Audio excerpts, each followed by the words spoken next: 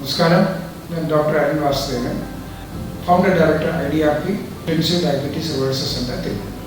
അപ്പോൾ ഇന്നത്തെ ടോപ്പിക് എന്ന് പറയുന്നത് ഡയബറ്റീസ് രോഗികളിൽ വരുന്ന സന്ധിവേദന അല്ലെങ്കിൽ ജോയിൻറ്റ് പെയിൻസ്, മുട്ടുവേദന, ഹിപ്പ് വേദന അല്ലെങ്കിൽ ഷോൾഡർ പെയിന്, മറ്റ് ജോയിൻസിൻ്റെയൊക്കെ വേദന. അപ്പോൾ ഇത് റൂമാറ്റിസം ഉള്ളവരിലും അത് വരാറുണ്ട്. പക്ഷേ ഡയബറ്റീസ് ഉള്ളവരിൽ ഇത് വളരെ കടുത്ത് വരികയും വളരെ പെട്ടെന്ന് വേഴ്സ് ആവുകയും അതുപോലെ ഹിപ്പ് റീപ്ലേസ്മെൻറ്റോ അല്ലെങ്കിൽ നീ റീപ്ലേസ്മെൻറ്റിലേക്കൊക്കെ പോവുകയും ചെയ്യുന്ന ഒരവസ്ഥയാണ്. ഇപ്പോൾ കേരളത്തിൽ തന്നെ ഓരോ വർഷവും 17,000 മുതൽ 20,000 വരെ നീ റീപ്ലേസ്മെൻറ്റ് സർജറികൾ നടക്കുന്നുണ്ടെന്നാണ് വിവിധ പ്രൈവറ്റ് ആശുപത്രികളിലും ഗവൺമെൻറ് ആശുപത്രികളിലും ഒക്കെ ആയിട്ട് നടക്കുന്നുണ്ടെന്നാണ് അറിയുന്നത്. ഒരു നീ റീപ്ലേസ്മെൻറ്റ് സർജറിക്ക് 1.5 ലക്ഷം മുതൽ 2.5-3 ലക്ഷം രൂപ വരെ ചെലവ് വരുന്നതാണ്. എന്നാൽ പോലും അതിനുശേഷവും പിന്നീട് നമുക്ക് നോർമലായിട്ടുള്ള ഒരു ഫ്രീഡം നമ്മുടെ ഡെയിലി ആക്ടിവിറ്റീസിൽ കിട്ടാറില്ല എന്നുള്ളതാണ് സത്യം. പക്ഷേ നമുക്ക് ഈ ഇങ്ങനെയുള്ള പ്രോബ്ലംസ് നീ റീപ്ലേസ്മെൻറ്റ് സർജറി നമുക്ക് ഈസി ആയിട്ട് 3 മാസം കൊണ്ട് തന്നെ നമുക്ക് അതിൻ്റെ ആവശ്യമില്ലാതാക്കി നമ്മുടെ ജോയിൻസ് നോർമൽ സ്ഥിതിയിലേക്ക് കൊണ്ടുവരാനും സാധിക്കും. അപ്പോൾ അതെങ്ങനെയാണ്? അതിനു മുമ്പ് ഇത് എന്തുകൊണ്ടാണ് ഈ സന്ധികളിലെ പ്രശ്നം വരുന്നത്, അല്ലെങ്കിൽ ഈ മുട്ടിൽ ഈ കാർട്ടിലേജ് തേഞ്ഞ് തീരുന്നത് എന്തുകൊണ്ട് എന്നുള്ളതിനെ കുറിച്ച് നമുക്ക് പരിശോധിക്കാം. അപ്പം നമ്മൾ ജനിക്കുമ്പോൾ മുതൽ നമ്മുടെ ശരീരത്തിൽ ഈ സ്റ്റെം സെൽസ് എന്ന് പറഞ്ഞ സാധനമുണ്ട്, എംബ്രിയോണിക് സ്റ്റെം സെൽസ്. ആ എംബ്രിയോണിക് സ്റ്റെം സെൽസ് ആണ് ഇതുപോലുള്ള കൊളാജനും ഇതൊക്കെ ആയിട്ട് ഉണ്ടായി നമ്മുടെ കാർട്ടിലേജിലൊക്കെ 2% കൊളാജനാണ്. അപ്പോൾ ഇതൊക്കെ ഉണ്ടാകുന്നത് നമ്മുടെ ആ എംബ്രിയോണിക് സ്റ്റെം സെൽസിൽ നിന്നാണ് വരുന്നത്. അപ്പോൾ ഇത് വന്ന് പിന്നെ നമ്മൾ വളർന്നു കഴിയുമ്പോഴത്തേക്കും അതിൽ നമ്മൾ സൊമാറ്റിക് സ്റ്റെം സെൽസ് അല്ലെങ്കിൽ നമ്മൾ അഡൾട്ട് സ്റ്റെം സെൽസ് എന്നൊക്കെ. അപ്പം നമ്മൾ ആ തേഞ്ഞ് തീരുകയോ അല്ലെങ്കിൽ നശിച്ചു പോവുകയോ ചെയ്യുമ്പോൾ ഈ സ്റ്റെം സെൽസിൽ നിന്ന് വേണം അത് ഉണ്ടാവാനായിട്ട്. അപ്പോൾ ഇത് ആ കൺവേർഷൻ അല്ല ആ സ്റ്റെം സെൽസിൽ നിന്ന് എന്തുകൊണ്ടോ എന്തോ കാരണം കൊണ്ട് അത് നമ്മൾ വീണ്ടും ഈ ഇതുപോലുള്ള നമുക്ക് ഈ കോൺട്രോബ്ലാസ്റ്റ് അല്ലെങ്കിൽ നമ്മുടെ ഈ കാർട്ടിലേജ് ഉണ്ടാകുന്ന സാധനങ്ങൾ ഉണ്ടാവുന്നത്. അപ്പോൾ അതിൻ്റെ കാരണങ്ങളാണ് നമ്മൾ നോക്കുന്നത്. പ്രത്യേകിച്ച് ഡയബറ്റീസ് രോഗികൾക്ക് ഇതിന് ഉള്ള മെയിൻ കാരണം എന്ന് പറയുന്നത് അവിടെ ഈ ന്യൂട്രോഫിൽസ്, മാക്രോഫേജസ്, അതേപോലുള്ള സാധനങ്ങൾ, ഫൈബ്രോബ്ലാസ്റ്റ്, ഇതിൻ്റെയൊക്കെ ഫങ്ഷൻ വളരെ കുറയും. പിന്നെ അതുപോലെ തന്നെ അവിടെ സ്റ്റിഫ്നെസ്സും എലാസ്റ്റിസിറ്റി കുറയും, സ്റ്റിഫ്നെസ്സും കൂടും, പിന്നെ ജലാംശം കുറയും. ഇതൊക്കെ ഡയബറ്റീസിൻ്റെ സൈഡ് എഫക്ട്സ് ആയിട്ട് നമ്മുടെ ജോയിൻസിൽ വരുന്ന പ്രശ്നങ്ങളാണ്. അപ്പോൾ അത് കാരണം നമ്മൾ ഞാൻ നേരത്തെ പറഞ്ഞ പോലെ നമ്മൾ നടക്കുമ്പോഴും ഓടുമ്പോഴും നമ്മുടെ ജോലികൾ ചെയ്യുമ്പോഴും വരുന്ന നമ്മുടെ ജോയിൻസിൽ ഉണ്ടാകുന്ന മൈക്രോ ഇഞ്ചുറീസ്, ചെറിയ ഇഞ്ചുറീസ് പെട്ടെന്ന് ഹീലാവുന്നു. സാധാരണ ആരോഗ്യമുള്ളവർക്ക് ഹീലാവും, പെട്ടെന്ന് തന്നെ ഹീലാവും, 24 മണിക്കൂർ കൊണ്ട് പെട്ടെന്ന് ഹീലാവും. പക്ഷേ ഡയബറ്റീസ് ഉള്ളവരിൽ അത് ഹീലാവുന്നില്ല. അപ്പോൾ അങ്ങനെ ഹീലാവാതെ വരുന്നത് എന്തുകൊണ്ടെന്ന് വെച്ചാൽ നമ്മൾ ഓരോ കൊണ്ടും ഹീല് ആവുന്നതിന് 2-3-4 സ്റ്റേജ് ഉണ്ട്. അപ്പോൾ ആ സ്റ്റേജസിൽ വരുന്ന വ്യത്യാസങ്ങൾ, ആദ്യം തന്നെ ഹീമോസ്റ്റാസിസിൽ നമ്മൾ വരുന്ന ആ ബ്ലഡ് സർക്കുലേഷൻ, ബ്ലഡ് കറക്റ്റായിട്ട് വരാതിരിക്കുക, ഞാൻ നേരത്തെ പറഞ്ഞു രക്തക്കൊള്ളികൾ അറിഞ്ഞുമ്പോൾ രക്ത സപ്ലൈ കുറയുക, മോയ്സ്ചർ കണ്ടന്റ് കുറയുക. പിന്നെ അടുത്ത സ്റ്റേജ് എന്ന് പറയുന്നത് ഇൻഫ്ലമേറ്ററി സ്റ്റേജാണ്. അപ്പോൾ ഇൻഫ്ലമേറ്ററി സ്റ്റേജിൽ ഈ നേരത്തെ പറഞ്ഞ സെൽ മൈഗ്രേഷൻ ഈ ഡയബറ്റീസ് ഉള്ളവരിൽ കുറവായിരിക്കും. അപ്പോൾ അങ്ങനെ വരുമ്പോൾ ഞാൻ നേരത്തെ പറഞ്ഞ പോലുള്ള സെൽസ്, ന്യൂട്രോഫിൽസ്, ഫൈബ്രോബ്ലാസ്റ്റ് ഒക്കെ മൈക്രോഫേജസ് ഒന്നും അവിടേക്ക് എത്താതിരിക്കുകയും അങ്ങനെ വരുമ്പോൾ ഇൻഫ്ലമേറ്ററി സ്റ്റേജ് പ്രൊലോങ് ചെയ്യുകയും ചെയ്യും. അങ്ങനെ പ്രൊലോങ് ചെയ്യുമ്പോൾ നമുക്ക് അടുത്ത നമ്മുടെ സ്റ്റേജായിട്ട് പ്രോലിഫറേറ്റീവ് സ്റ്റേജിലേക്ക് എത്താൻ കഴിയാതെ വരും. ഈ പ്രോലിഫറേറ്റീവ് സ്റ്റേജ് വേറൊന്നുമല്ല, അപ്പോൾ ഈ ഫൈബ്രോബ്ലാസ്റ്റ് കൂടുതൽ വന്നിട്ട് ആ വൂണ്ട് നമ്മൾ ഇങ്ങനെ കുറച്ചും കൂടെ സ്ട്രെങ്തൻ ചെയ്യും. അപ്പോൾ കൊളാജൻ ഫോർമേഷൻ ഉണ്ടാകും. ഫൈബ്രോബ്ലാസ്റ്റിൽ നിന്നാണ് ഈ കൊളാജൻ ഉണ്ടാകുന്നത്. അപ്പോൾ കൊളാജൻ കൂടുതൽ ഫോം ചെയ്ത് അവിടെ ഒരു സ്ട്രെങ്ത് ആ വൂണ്ട് സൈറ്റിൽ നമുക്ക് കിട്ടും. അത് സംഭവിക്കാതിരിക്കും. അങ്ങനെ വന്നിട്ട് നമുക്ക് പിന്നീട് ലാസ്റ്റ് സ്റ്റേജ് എന്ന് പറഞ്ഞാൽ നമ്മൾ അതിൻ്റെ ഷേപ്പ്, ആ വൂണ്ടിൻ്റെ ഷേപ്പൊക്കെ മാറി നോർമലായിട്ട് ഉണ്ടാകുന്ന ഒരു സ്റ്റേജ്, ആ നോർമൽ സർഫസ് ഉണ്ടാകുന്ന ഒരു സ്റ്റേജ്, അതും ഡിലേഡാവും അല്ലെങ്കിൽ അത് നടക്കാതിരിക്കും. അങ്ങനെ വരുമ്പോൾ റിപ്പീറ്റഡ് ഇഞ്ചുറി വന്നുകൊണ്ടിരിക്കും. അപ്പോൾ ഒരു ഇഞ്ചുറിയുടെ മുകളിൽ വേറൊരു ഇഞ്ചുറി വരും. അങ്ങനെ റിപ്പീറ്റഡ് ഇഞ്ചുറി ആകുമ്പോൾ ഇതൊരു വലിയ ഇഞ്ചുറിയായി ആ ഭാഗത്തെ ശരിക്കും പറഞ്ഞാൽ ഈ കാർട്ടിലേജ് നശിച്ചു. അങ്ങനെ വരുമ്പോഴാണ് ഈ ബോൺസ് തമ്മിൽ ഇടിക്കുന്നു കഴിഞ്ഞാൽ നമുക്ക് അവിടെ വീണ്ടും ഇൻഫ്ലമേഷൻ വരികയും പിന്നീട് നമുക്ക് നടക്കാൻ പറ്റാത്ത അവസ്ഥയും മൂവ്മെൻറ്റ് അനങ്ങുമ്പോൾ വേദന വരികയും ലിമിറ്റഡ് ആയിട്ടുള്ള മൂവ്മെൻറ്റ്സും ഉണ്ടാകും. അപ്പോൾ ഇതെല്ലാം നമുക്ക് റിവേഴ്സിബിൾ ആണ് ഈവൻ വിത്തൗട്ട് നീ സർജറി. അതിലേക്കാണ് ഞാൻ വരുന്നത്. അപ്പോൾ അതെങ്ങനെ സാധ്യമാകും? അപ്പോൾ ഇതിന് വേണ്ടതെന്ന് പറയുന്നത് നമ്മളൊരു 3 മാസം ഇതിനു വേണ്ടി മാറ്റിവെക്കാൻ നിങ്ങൾ തയ്യാറായാൽ നിങ്ങൾക്ക് നീ റീപ്ലേസ്മെൻറ്റ് സർജറി ഒഴിവാക്കാം.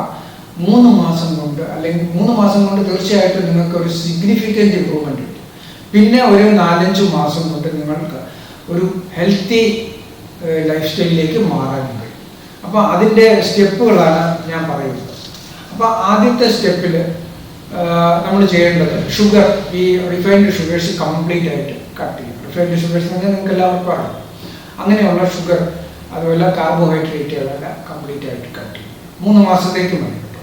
അത് കഴിഞ്ഞാൽ ഈ പിന്നെ നൈറ്റ് ഷെയ്ഡ് ചെടികളെന്ന് പറയും. അതെന്ന് പറഞ്ഞാൽ ഈ നമ്മുടെ എഗ് പ്ലാന്റ്, ഈ ബ്രിഞ്ചോൾ, ടൊമാറ്റോ, പൊട്ടാറ്റോ, പിന്നെ അതേപോലെ ഈ ബെൽ പെപ്പർ, ഇങ്ങനത്തെ സാധനങ്ങളൊക്കെ കംപ്ലീറ്റ് ആയിട്ട് അവോയ്ഡ് ചെയ്യണം. ഇതിലുള്ള ചില സാധനങ്ങൾ ഈ വുണ്ട് ഹീലിംഗ് അല്ലെങ്കിൽ കൊളാജൻ ഫോർമേഷന് തടസ്സമായിട്ട് നിൽക്കുന്നുണ്ട്.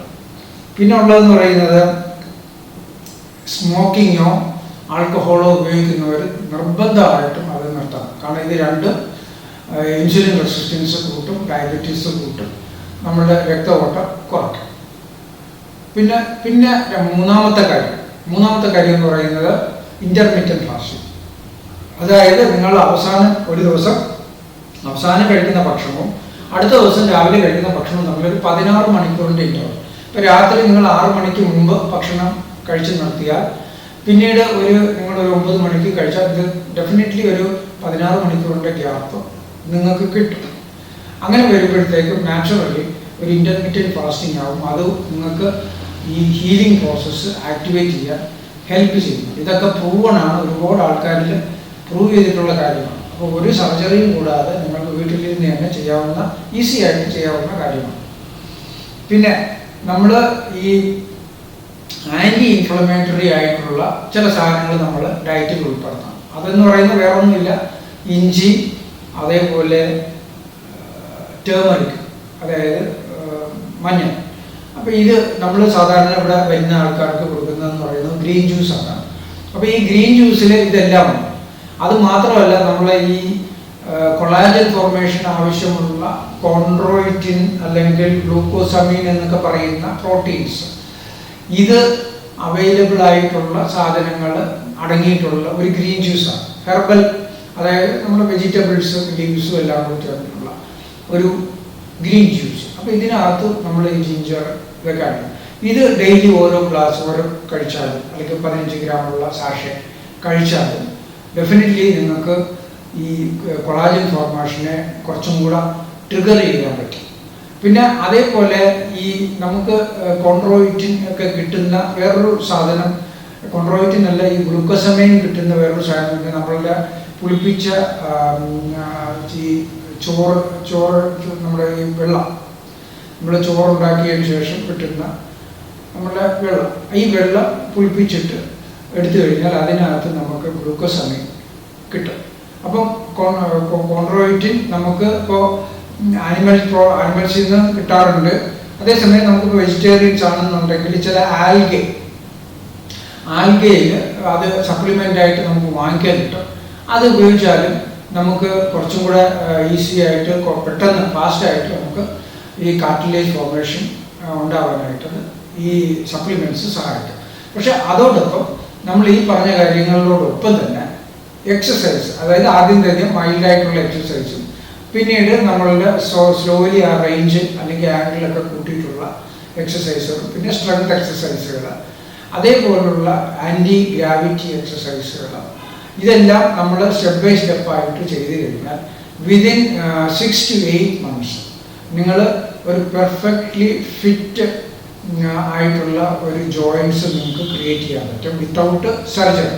ഇപ്പോൾ സർജറി കഴിഞ്ഞാലും കുറേ 1 വർഷത്തിൽ 1.5 വർഷം എടുക്കും നിങ്ങൾക്ക് പ്രോപ്പറായിട്ട് ഫിസിയോതെറാപ്പിയിലൂടെയൊക്കെ, പിന്നെ മരുന്നുകൾ ഡെയിലി കഴിക്കേണ്ടി വരും. അപ്പം നാച്ചുറലി അത് ഒരു ലോങ് പ്രോസസ്സാണ്, വളരെ പെയിൻഫുൾ ആണ്. പിന്നെ ഒരുപാട് മരുന്നുകൾ അതിൻ്റെ കൂടെ കഴിക്കേണ്ടി വരും, അതിൻ്റെ സൈഡ് എഫക്ട്സ് ഉണ്ടാവും. അപ്പോൾ പിന്നെ ഒരുപാട് സാമ്പത്തികമായിട്ടുള്ള ബുദ്ധിമുട്ടുണ്ടാകും. പക്ഷേ നമ്മൾ ഈ പറഞ്ഞ നാച്ചുറൽ മെത്തേഡിൽ കൂടി നമുക്ക് വളരെ ഈസി ആയിട്ട് ഇത് ചെയ്യാൻ പറ്റും. ഇപ്പം പ്രത്യേകിച്ചും കേരളത്തിലെ നാട്ടിൻപുറത്തുള്ള സാധാരണ വീട്ടിലെ ആൾക്കാർ ഏറ്റവും കൂടുതൽ വരുന്നത് സ്ത്രീകളിലാണ്. പുരുഷന്മാരിലും മുട്ടുവേദന കഠിനമായിട്ട് വരാറുണ്ട്. നമ്മുടെ ലിമിറ്റേഷൻ, മൂവ്മെൻറ്റ് ലിമിറ്റേഷൻ എല്ലാം വരും. ജോലി ചെയ്യാനുള്ള ബുദ്ധിമുട്ട്, നമുക്ക് ടോയ്ലറ്റിൽ പോകാനുള്ള ഒരുപാട് പ്രശ്നങ്ങൾ വരുന്നുണ്ട്. ഇതൊക്കെ വളരെ ഈസി ആയിട്ട് വീട്ടിലിരുന്ന് ചെയ്യാൻ പറ്റുന്ന ഒരു ട്രീറ്റ്മെൻറ്റ് രീതിയാണ്. സെൽഫായിട്ട് വീട്ടിലിരുന്ന് ചെയ്യാൻ പറ്റും.